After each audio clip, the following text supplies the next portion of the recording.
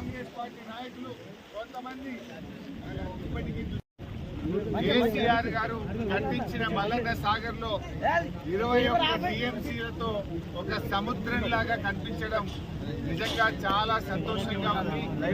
కడుపు నిండినంత ఆనందంగా ఉంది.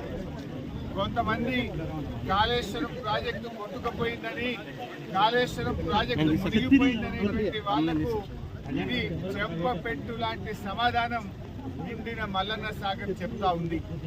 ఏదైతే కాంగ్రెస్ నాయకులు 1,00,000 కోట్లు వృధా అయినాయని, కాళేశ్వరం ప్రాజెక్టు పోయిననేటువంటి వాళ్లకు నిండుగా ఉన్నటువంటి గలగల పారుతున్న గోదావరి జలాలు కాంగ్రెస్ నాయకులు చెప్పేది అబద్ధం అబద్ధం అబద్ధమని ఆ జలాలే ఈరోజు సమాధానం చెప్తా ఉన్నాయి.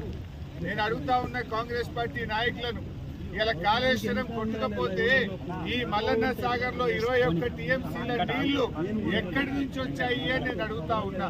ఇవాళ ఎల్లంపల్లి నుంచి, లక్ష్మీ బ్యారేజీ నుంచి, మన అన్నపూర్ణ నుంచి, రంగనాయక సాగర్ నుంచి, మల్లన్న సాగర్ నుంచి కొండ పోచమ్మ సాగర్ దాకా ఇలా గోదావరి జలాలు ప్రవహిస్తున్నాయంటే అది కాళేశ్వరం ప్రాజెక్టులో అంతర్భాగంగా ఉండడం వల్లనే.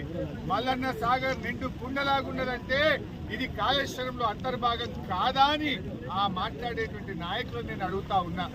ఇవాళ ఈ మల్లన్న సాగర్ నుంచి ఈ కాళేశ్వరం కింద పండే ప్రతి పంట మీద కేసీఆర్ పేరుంటది.